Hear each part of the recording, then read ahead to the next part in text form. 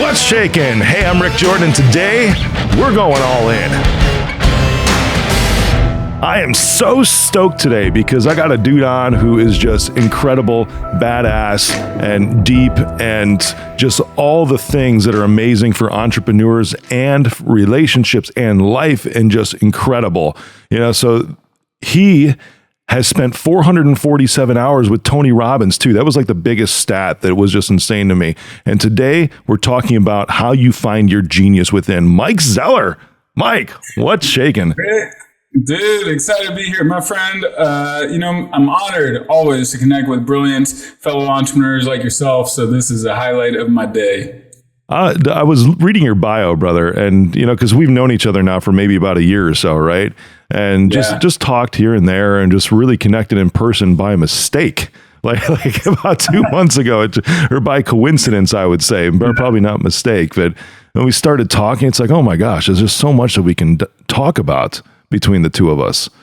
No doubt. So you've got all your successes, bro, right? Because I see you've generated over 100 million in revenue across 16 different endeavors, which, like any serial entrepreneur, it's a crazy amount of things, right? Fashion, real estate, automotive, marketing, coaching, a whole bunch of things, right? I'm curious, because where was the low point, and specifically like the tipping point to come out of that low point? I would say there's really two low points, two significant ones. One in 2013, I was engaged and technically legally married to a French girl. And in the season of living abroad, we ran into some legal complications around immigration. And my businesses just kind of hit the gutter. I had about 3 different businesses at the time. And I was flying back and forth from Argentina once a month. And they were in the gutter at one point. And I had to fly back. I was brokenhearted when we decided to end our relationship. And my businesses were not producing any income really for the next 4 months. So it took me 4 months to get them back on their legs. Oh, wow. And so I was literally bouncing from house to house of friends for a little bit, for a few months, even though I owned 3 properties, but they were all rented out. And so I had a few friends that were gracious enough to, let me bounce for a week or 2 here or there. And then finally another buddy moved in with him. That was a former client. Wow. And that was tough. It was a remaking of my soul and remaking of my path. And I don't know if you've been through a season like that, but that was the first major one. Yeah, brother. I have been through a couple seasons like that, because I think I wouldn't call them cyclical in our lives, but those low points, because if they're cyclical, that's bad, right? Because you're always coming back to the same point. But you could have similar situations and take your learnings from the previous low point and apply it to where you're at right now. What you were saying there is, I've seen this a lot, right? Experienced it myself too, that relationships can freaking devastate you. Yeah. Right. When they're bad, and it's not just affecting you as a person, as your soul. Like it's like this ripple effect that affects everything outside of you too. And that's why it's so key to lock those in. But that all sounds great and cliche. It's like, hey, lock in good relationships, get surrounded with good people. Let's play Instagram coach, right? But can we open that up a little more? Please share of your personal experiences too. But what are your thoughts around that? Like around having those key relationships. Part of your book's about this too, right? Yeah. One of the pillars. Exactly. It's one of the 4 main pillars. And in those personal life relationships, when you're going through that, what I see happen is like, man, your soul is grieving, and your soul or your emotional center is the birthplace or the genesis of a lot of our ideas, our creativity. And if it's just bone dry, if it's a desert because it's aching and it's grieving, then it's hard to generate. It's hard to create. It's hard to birth something new until you move through the grieving season. But then when you move through the grieving season, part of what actually helps you is relationships. In fact, I think one of the crazy things is one of the reasons women rebound a lot faster from broken relationships is because they have a lot more significant relationships with intimacy. Men, we have a lot fewer. So it takes an average man about twice as long as an average woman to rebound from a divorce or broken engagement, whatever. And so it's such a centerpiece. But then also I look at relationships in terms of the genius and clues for your genius. Relationships, they really indicate based on who gives you life versus death. So you do an inventory of like the people in your life that you just enjoy being around. Like you're like, hey, I could spend more time with that guy or that girl. I can't spend another day, another hour. I don't want to have lunch with that person again. It's like my soul dies if I'm around those sorts of people or whatever. So just being honest with that. But then if like now I have almost zero people in my life, barring some occasional annoying family members maybe, but I have almost zero people in my life, at least in my choices, and even family members are choice to some extent, that bring me death. Almost all the people are like yourself, where they're expansive, they're brilliant, they're up to something good with their life, they expand me, they help me dream bigger, challenge me, we get to have deep conversations. So it's really, really important. It's one of the probably three most important things in your life is your relationships. Wow. You really hit a chord with me there. Is it like the bone dryness of when you have those people that are just like death, right? Because it's almost like I think of like the Matrix, right? And do you remember, now I'm showing that I'm 42 years old, right? I'm 42 too. Yeah, so we're sweet. Remember when he puts his hand in the mirror, right? And then he just gets covered by all that goo and everything, that just like consumes him. But in his case, that was good because he was breaking free. But that's like how I envision when you're around bad people. It's not like they're even like sucking energy out of you. It can literally be like they're consuming you and preventing anything else good from getting inside you. Yeah. Yeah. And at the end of the day, sometimes they're not quote bad people. They're just not aligned. Yeah, true. Right. They're like, if you get a group of accountants together, they're having a ton of fun. As a group of accountants, a group of lawyers, ton of fun. Group of government workers, ton of fun. Group of entrepreneurs, ton of fun. Entrepreneurs and accountants, or entrepreneurs and salaried lifetime government employees, probably not going to be a great mix. Neither one of us are going to be like, I don't know what to do with you. I don't know what to do with you either. Let's go to the bar and watch some sports where we don't have to talk, or something. Yeah, exactly. That's hilarious. That's an interesting point, because and I'm sure there's a lot of people that love doing that, right? But that's never been one of my things either, because I much prefer the conversations, and I say this is a total tangent, but if I ever go to a restaurant that has a TV, and I hate going to restaurants with TVs in them because it's like a natural thing, like your eyes are drawn to it and away from the individuals that you're there trying to connect with. But that's almost like an analogy to the distraction. And it's like in that environment, TV is the death versus, another person being in your life and distracting you away from things that will provide life. Yeah, 100%. And it's like and it nourishes our soul. And then like the deep seeks the deep, and the shallow, those who want to swim in the shallow, there's enough people and lanes for the shallow. But I think there's also, you look at intentionality. Most people, it's something that hit me about 10 years ago on my goals. I would set goals at the beginning of the year, and I get 20 or 30 friends, and we create a vision board. And I was like, at the center of my goals, I would have like 4 or 5 different quadrants, relationships, financial, or I'd say, romantic, financial, emotional, adventure, or whatever. And then right in the center, I would put the top 10 people that could change your life if you spend more time with them. Who do you want to invest more time with? Who would your life be immensely better if you spent more time with them? And I realized like no one set goals like that, or at least I hadn't seen anyone set where like they put right in the center of their goal setting activities. These are the people I'm going to go deep with. because these people bring me life, and these people will help me fulfill the vision that I have, the desires and longings and the dreams that I have in my heart. And just taking ownership of like, hey, you know, it's okay for me to say, you know what, I want to spend more time with this person and a little bit less time with this negative Nancy over here. Yeah, for sure. That's an incredible process, man. That's and you bring others into that process too. Did I hear that right? Yeah. At that time, I would get people together and we'd do a vision board, and we'd do like a 3-hour goal setting exercise, and just totally free. And I was, I was in a real estate game at that point, and so I didn't do any coaching or mentoring on an official level, but I was still doing it recreationally. That's incredible, man. Yeah, I can only imagine some of the things that came out of those times.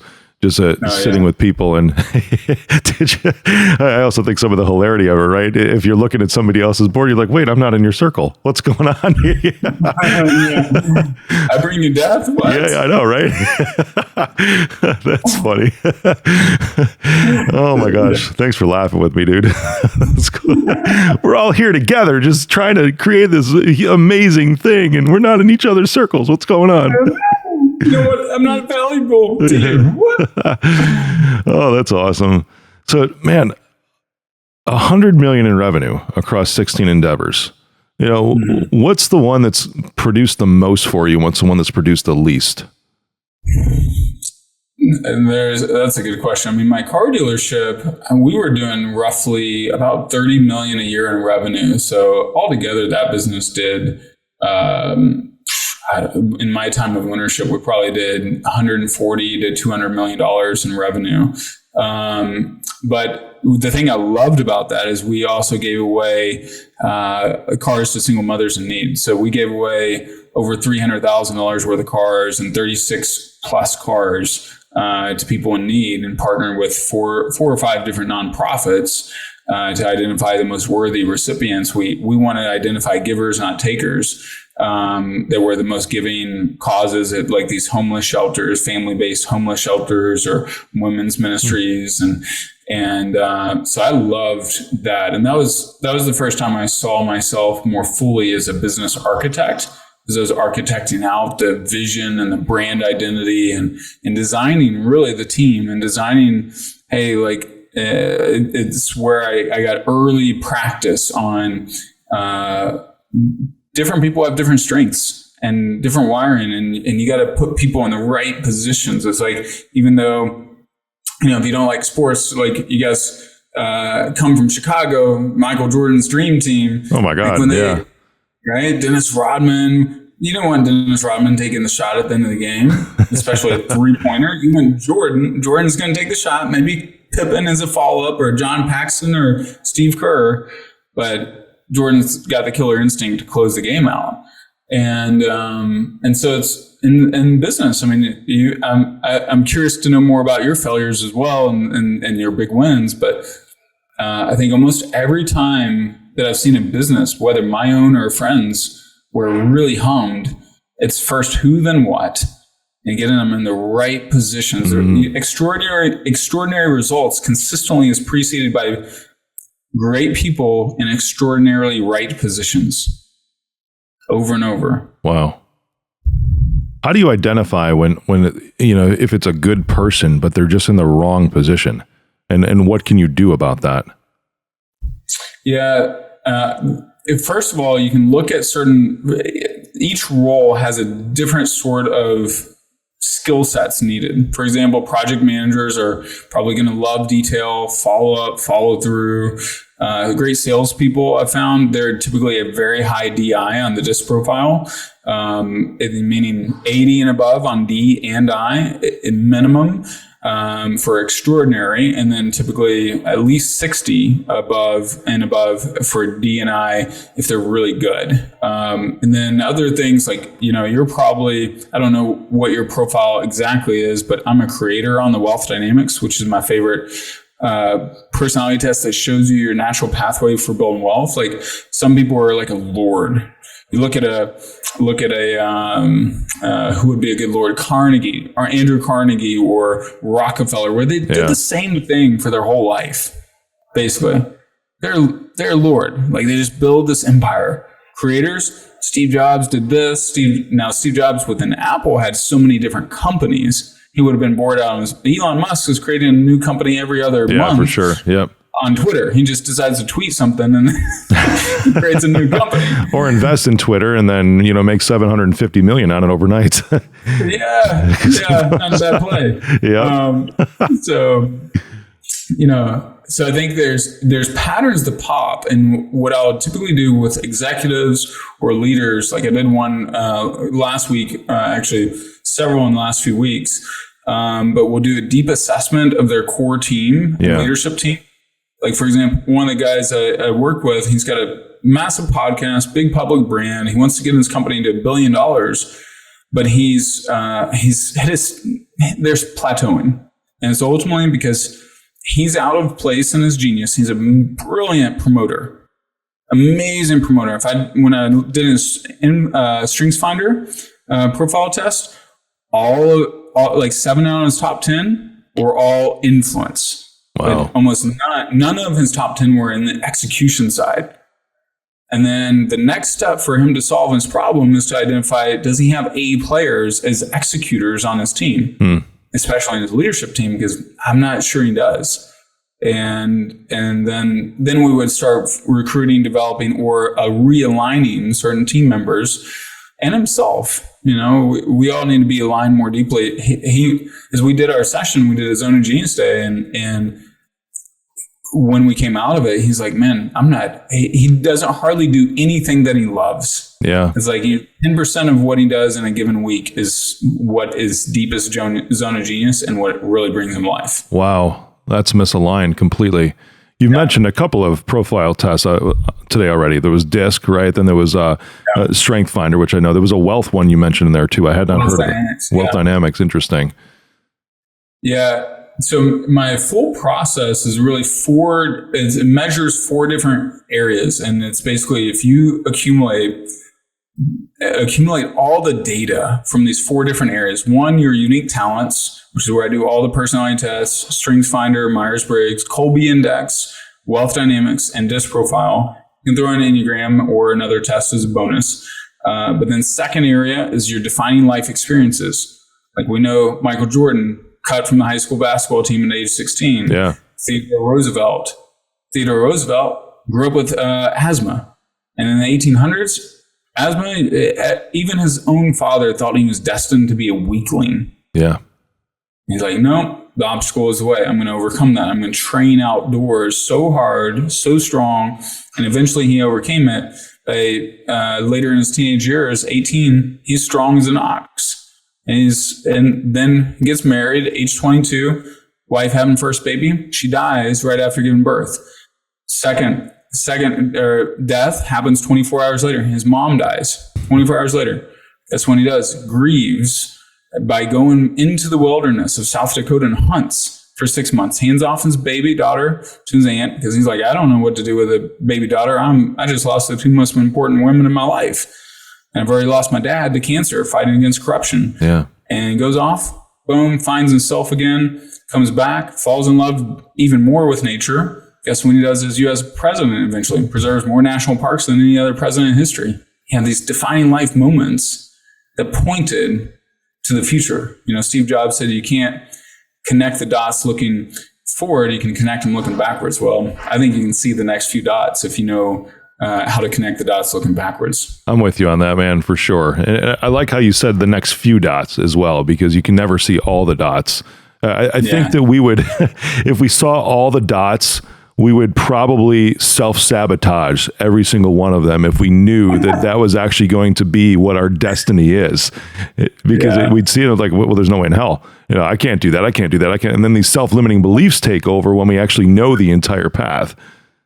Yeah. I mean, it's, I don't know about you, but it's like, even I've been through enough failures and mistakes as an entrepreneur that I still have some almost like muscle trauma and memory around it. And but I'm still irrationally optimistic enough that I'm I'm going to keep going. And I don't see the challenges and the wounds ahead, just like I didn't see them 15 years ago. I see them a little bit more so, but not entirely. Otherwise, if I did, I would stop in my tracks, because it's the hardest freaking thing in the world to really grow and start your own business. Yeah, no kidding, man. It really is. There's stuff in your book about this too, right? Isn't it, about how people sabotage their own dreams? Yeah. What do you see about that? Yeah, I think, I don't know if you find in your own life or life of others, your friends, people you work with, but the two biggest saboteurs of our dreams, actually, I'll put a third one. Unhealed trauma is definitely one. Like my wife, for example, suffered a lot of abuse as a child. We're proactively doing about 3 or 4 different modalities to heal her of that trauma. I'm releasing some trauma of mistakes, losing $1 million and this or that, different things. And then, so the trauma is a big piece. And because it's almost like a muscle memory that gets trapped in your body. And so there's an involuntary reaction. It's why, our minds are like so brilliant at storing things, and the human being can store things and replay them for decades. Versus when I was a kid, my dad didn't let us watch MTV and those type things. We didn't have cable. We got to watch nature shows at night. So we'd watch this, lion chasing a wildebeest, and then catch the wildebeest and be hauling it off. And then somehow that wildebeest was still alive, and then escape out of the jaws of the lion and run away, and the lion was too tired to chase it. Well, that wildebeest, they would show the wildebeest, literally 2 minutes later, it's eating grass. And you're like, the same thing. Yeah. If I'm almost dead from a lion, I'm not eating grass 2 minutes later. I'm going to be thinking about that lion for years. Yeah, no kidding. I think, because you mentioned you lost $1 million. I lost $500,000 a few years back, but that wasn't the first thing I did. Like, I'm going to go out for some steak right now and just I'm going to eat my dinner, like, I don't want to eat. I just sucked ass, like the worst in my life. I don't want to do anything. Yeah. And it's both the blessing and the curse of being human. Yeah. Where we can create and imagine things that have yet to be created. Like Walt Disney World, or Walt Disney died before Disney World was open. Yeah. But he saw Disney World for years before anyone else saw it. It was all in his head. He was living it. He was experiencing it. He was dreaming it. And he was tasting it. Right. So, the second genius blocker, I think, is perfectionism. Perfectionism, where it handcuffs us and handcuffs our progress. And then the third one is procrastination, which is, I call it the twin sister of perfectionism. Yeah. So they're evil twin sisters, because procrastination is really sometimes disguised as perfectionism. But one of the big shifts that helped me is this concept called 80%, the 80% approach, or what happens in GE's Six Sigma approach, which is platinum standard for manufacturing excellence, is they want to make 6 iterations of 80% improvement. Wow. And what happens is your mind relaxes of like, I don't have to get all the way to 100%. I just make an 80% improvement. It just has to be better. Boom. Boom. Yeah. Dude, that is so freeing. It just I don't fault, this isn't really me, about perfectionism. There might have been like 1 or 2 things maybe in my life, but for me, it's like, hey, you've heard the saying, I'm sure, perfection hinders progress, right? You can choose one or the other. But with that, individuals that dive into perfection, I'm just not really sure how they even get to that mode to where they get stuck in it to begin with. It's difficult for me to conceptualize, because it's freeing, man, when you're like, just make it better, and you don't even know what better looks like. It just doesn't look like where you're at right now. Yeah. Yeah. I think there's, in our culture, Western culture, and other parts of the world too, but we've got a struggle with what I call the middle class mindset, which is avoid failure at all costs. Trauma comes from embarrassing the family, getting bad grades in school, and whatever, making a mistake. You don't want to make mistakes. And that's part of the middle class mindset, is like only do what you can, like you're likely to succeed at, versus the billionaire mindset. Sarah Blakely is a good example. Do you know what her dad used to ask her and her brother every day at dinner? No. What did you fail at today? I love it. And then you know what they had to do if they didn't fail at anything? They had to go out and fail at something before they could go to bed. And so they would have to go and try a new skill, try something else, do something new, and get comfortable with it, which had just programmed their comfort around failure. That failure is not the enemy. Failure is progress. So it's a repatterning and new association around failure. So anyway, that's that helped me. It helps me like repattern myself after failures too. That's so powerful, man. Absolutely powerful. Right. And I'm sure imposter syndrome gets stuck into all three of these areas too. You write about that as well, don't you? Yeah. Imposter syndrome. I think the real imposter, more often than not, is our current reality. That our highest self, the self that we know we're capable of, that we long to be, the dreams that are placed within us, they didn't come from us. So if they didn't come from us, where did they come from? Maybe God, universe, whatever. But they were placed within us. You know, I've read probably about 30 different biographies from Washington to Frederick Douglass to Martin Luther King to Steve Jobs, Elon Musk, you know, all those guys, Warren Buffett, Rockefeller. And what happens is lots of times these guys had a big dream. It was there. And they were we know their names because they were courageous enough to pursue it. Yeah. And to not give up. And they had that resilience, that fail forwardness. And I think we have to have that. We have to feed that. We have to feed what we want to live, starve what we want to die, and just really embrace this higher level self. Because what if our current person, the person that is playing small, that is showing up right now, I ask that of myself because there's smallness. I call it the disease of smallitis. I'm eradicating smallitis from my life. It's still there, but I got to continually fight that pestilence. Yeah. And if I can do that, if I can conquer smallitis, I can show up, because the person that is showing up today, what if that is the real imposter? That's mind blowing. As you're talking about the smallitis, it's almost, I think there's probably, or there could be, both external and internal versions of that. Yeah. You know, because we've got our own self-limiting beliefs, but then there's the limiting beliefs of those that are around. This is coming full circle, man. You know, back to those 10 people, you know, and it should be, because I suffer from it. You know, I'm sure you do. And it's like a constant chipping away at the smallitis from whatever our upbringing was, whatever our situation was, or maybe we had a trauma come up, you know, at some point in life that's knocked us back a little bit. We had some more attach onto us just to prove that, see, this bad shit does happen. Look at that. You got to protect yourself from here on out. Yeah. And we don't go back out eating the grass 2 minutes later, like we talked about either. But the external versus the internal smallitis, you know, because we're never going to get away from people in general. In fact, I love being around people, man. It's what I enjoy doing the most, you know. That's why we're doing this today.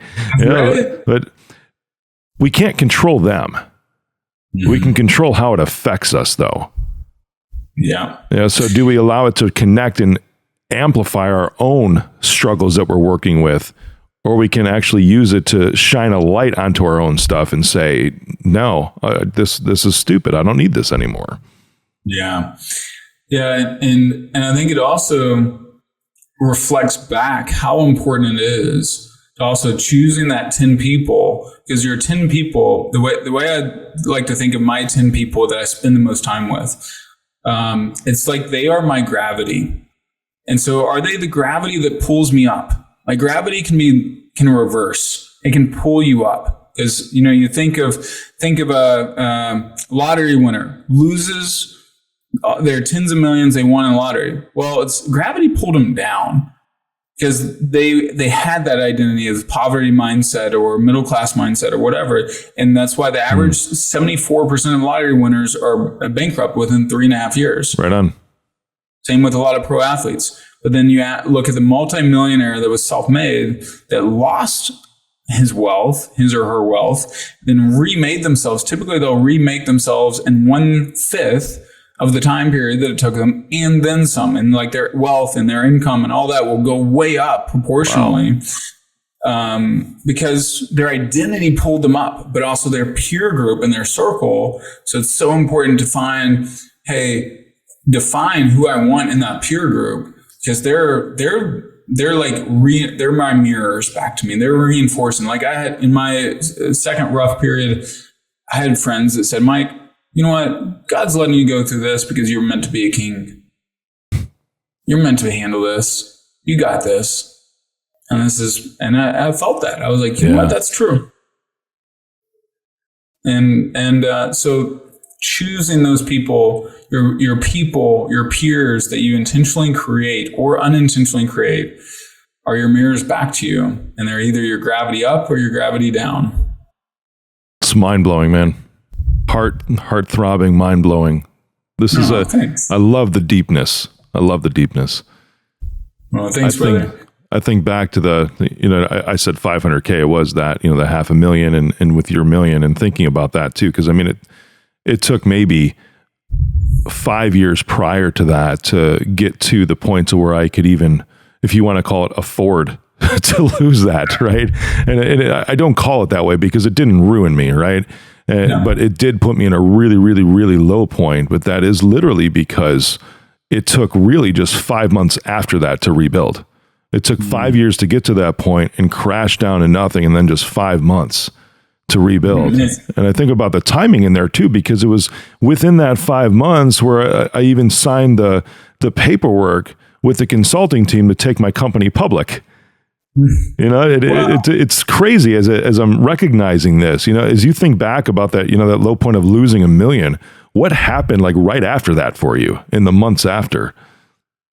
I went during that period is really 2018. I got married as well during that season. So it was like shuttering. I was closing down a couple old businesses, really. My car dealership, old identities. I was shedding old identities. Think of a, caterpillar turning into a butterfly. It's like a purge, right? I did the same, man, with people and yep. And it was rough. Frankly, I think I went through the first 2 years were the hardest. But now like I'm back on the upswing and it feels good. It feels really, and I'm more aligned, and I feel like the $100 million venture or $1 billion venture is there for me. The best-selling books are there for me. The films, the documentaries, the movies that I want to get from my wife's books, they're all there. And I can see them. And I wouldn't have, and I have that resilience. Like it's like I've been through boot camp. A longer and much more arduous boot camp. Maybe I'm not David Goggins running on broken feet. I got an entrepreneur resilience at least. Yeah, there is something to that, man. I don't know if you want to call anything a disease, that might be, right? I'm happy to have that one. If you want to call it a deficiency of negativity or something like that, I don't know. I like that phrase. It's the first time that ever came out of my mouth. We're booking that one. Well, I listened to, ironically, a sports podcast, and the host, Colin Cowherd, said he's never met a billionaire who isn't an optimist, because you just can't become a billionaire and be a pessimist. You'll never make the courageous and foolish steps and risk and faith that you got to make. Dude, that's beautiful. I would even add on to that. You'll never make it there if you're a realist. Yeah. Because reality is literally what's happening right now. That's it. Yeah. That's it. It has no bearing on the future whatsoever. You can make an immediate shift tomorrow and anything and everything changes for the better. Yeah.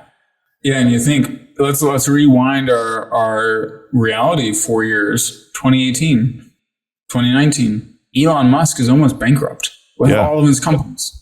SpaceX is on his last of the last rocket launches. If this one doesn't work, his third, and like he kept on having to get his investors to re-up, even though they said that was the last one. And they're like, all right, sunk cost bias kicked in and got finally a successful rocket launch. Tesla was on the brink of disaster. Solar City barely hanging on. Now he's the world's wealthiest man after Putin has lost his or whatever, Just 4 years later. That's it. Yeah, just 4 years. Everything he touches turns to gold. Yeah. So thank God he wasn't a realist. Exactly. I mean, think about it. He's trying to save the planet and also colonize Mars. Who in their right mind are you freaking... Who are you, Elon? Yeah, no kidding. That's awesome, man. Dude, this is incredible. I love our conversation, man. This is maybe the first of many, I think. Yes, I agree. Yeah. Brother, your book is The Genius Within. And I've only looked at a portion of it so far, but what I see is just incredible. It's on Amazon. It's on everywhere. And we can find you. Is the best platform Facebook or Instagram? Either one are great. Also on YouTube, TikTok, LinkedIn, all under the Mike Zeller. I love it, brother. Thanks so much for coming on, man. You know what? One more thing. I want to hit one more thing, okay, before we head out. 447 hours with Tony Robbins. So it just so happened, right?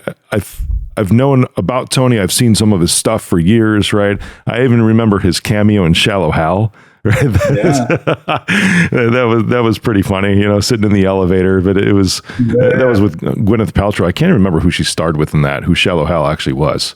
But either way, Jack Black or something? I thought it was, wasn't it? I think it was Jack Black, but I don't know. Anyways, that was actually when I was introduced to Tony Robbins. I'm like, who the heck is this guy? So you're talking like a decade ago or something like that. But looking at a lot of his materials since then, just incredible, right? I actually got to see him live for the first time just last year in September, which was powerful, and then no joke, like just yesterday, no Wi-Fi on the plane, right? Because it was like this regional international jet coming back from Canada. Of course I'm a little bummed. I'm like, I had stuff to get done. I got all these ideas and everything, but I'm like, I got nothing. Everything's in Google Drive and all this stuff. So I open up my iPad. I'm like, HBO, I don't have anything downloaded, right? Then I go to Netflix. Somehow, some way, it was like 3 months ago and I never watched it. I had downloaded his documentary, I'm Not Your Guru. And I'm sitting there, right?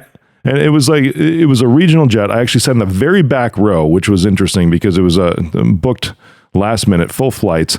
And I'm sitting there and it's like my eyes are tearing up as I'm watching this because I'm seeing people's lives being changed in an instant. And a lot of it is literally what we've been talking about today was the stuff that was getting in their way in their life, and I'm not talking the suicidal people because that's something totally different level. Still came back to trauma, like hardcore trauma, but 447 hours, man, that's gotta be life changing. Yeah. It was actually, over the time, it ended up being over 1,447 hours. It was like, and I was actually in that film. Wow. I'm Not Your Guru. What? I didn't see you. I had a buzz cut back then. You can see me in the audience in a few spots. But man, in that experience, for example, I know people that were in that film, the tall Mateus guy that was suicidal. Yeah. I was there live seeing this guy and felt his pain and saw his pain. 4 or 5 years later, like we're Facebook friends, we messaged a bunch on Facebook. He's still in a whole different headspace. Healed up a lot of his relationships, healed up different things, and shows up in a powerful magnetic way. And it partly my experience with Tony, because Tony really hammers on identity and the power of belief and your this belief inside you to help you find it. And it helped me formulate that really it's your identity that precedes your destiny.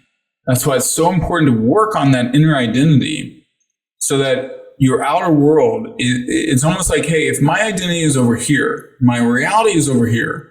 Well, if I keep my identity over here, eventually it will force my reality to catch up. It's just going to pull it up, or it's going to pull it down, like that lottery winner example. They pull it down because their identity says, oh, it's not safe. This is not right. I don't know what to do with this money. Yeah. And I didn't earn it. I didn't build the muscle to get it. Boom, I'm going to get rid of it. Incredible. And so over and over, healthy relationships, marriages, why do people that came from unhealthy relational patterns re-enter unhealthy relational patterns and stay in that cycle unless they break it, which is really hard to do. It's because their identity is still back there. Man, that's incredible. You start with like, I am, right, as your identity. Yeah. And I've heard people try to fill in those blanks, and even after years of work that I've done on myself too, at the beginning, it's like, you have to keep going deeper. You have to keep going deeper because that I am always almost starts at surface level, because it becomes like a quality, and it's almost like you're viewing yourselves through the filter of everybody else in the world, or like the cog that you think you play at your job, or you think you are even a cog in your marriage, right? Or a cog as a parent even. And that's your I am statement. It's like, sure, you are a father, you are a husband, you are an employee, you are an entrepreneur, you are a friend, you are all these things, but that's not your I am. Yeah. Your I am is tied to your purpose. Yeah. So good. And what you're talking about, your I am is tied to your purpose. And sometimes when it goes through seasons of transition, like you look at the Great Resignation, you look through our seasons of reset, whether it's relationally, marriage, business wise, whatever, when you go through those seasons of reset, there's a gift of the pain. And one of the ways to shed this old identity and step into your more powerful identity is to ask your alter ego, ask the part of you that is letting go of this old story, this old identity that was leading your life. And part of it, like when I went through 2018, I named my disempowering alter ego, I named him Weak Ass Willie. I asked myself, I asked my heart. Love it. What is the name of your disempowering alter ego? The person that is causing you to play small or to hide. Because I wanted to tuck my tail. Yeah. Like I was tucking my tail between my legs. I was like, that identity is not going to get me to where I know I'm meant to be. Yeah. Not going to get me to my destiny. So what's the intent of Weak Ass Willie? Weak Ass Willie wants to protect me from embarrassment, from shame, from making other mistakes. He has good intent. All right. Yeah, literally, you visualize and meditate. I have this on one of my YouTube sessions called Claim Your Power. And it's an NLP session. And it's meditation where we actually work on the subconscious and rewire your subconscious on the spot so that you identify your disempowering alter ego and then you anchor in. I was like, hey, what's the part of me that is going to lead me into the next chapter of my life? And it was Magic Mike. And I had Dude, that's awesome. Yeah. That was the words that came to mind. Yeah. Now I got a Hollywood Mike Z, the entertainer and all this stuff. And I was like, all right. And like literally now, every morning, actually, I'll play it for you. I'll play a second. Here we go. Every morning, I'll play this meditation. I'm glad we didn't stop 10 minutes ago. I know, right? Yep. So I play my meditation or my affirmations because I am is literally one of the most powerful phrases in the universe. Yeah. And something I just learned recently, the ancient Egyptians actually had it written in their language, of course, in the hieroglyphics on the temple walls. All their temples had it. And then Moses, and when he interacts with, Jehovah or God, Moses asked God on Mount Sinai, what's your name? He said, the great I am. They knew, the Hebrew people at that point knew that phrase, the I am. He's the great I am. And so then you look at guys like Muhammad Ali. What's he write? At the time, his name is Cassius Clay. Yeah. He writes this poem in 1964, 6 months before he fights as a 7-1 underdog. One of the biggest upsets in boxing history, fights Sonny Liston and wins. And he wrote this poem 6 months before that said, "I am the greatest." And he just goes on and on and on. And then he renamed himself 2 weeks after he beat Sonny Liston to Muhammad Ali. And he's like, Cassius Clay, that's a slave name. I'm not a slave anymore. I'm moving into this new destiny. That's where I'm going. So how you think about yourself is who you become. And that's why, but we start our day. I don't know about you, but I wake up kind of I don't wake up in a great headspace every morning. I'm not all pumped up. I'm not Davy Goggins ready to go, run 32 miles or something. I gotta just do the lazy way and have a replay that tells me who I am. So here we go. I'm just gonna play 20 seconds of it. Yeah. I am Magic Mike. I am a wealth magnet. I am attracting, earning, and saving millions of dollars.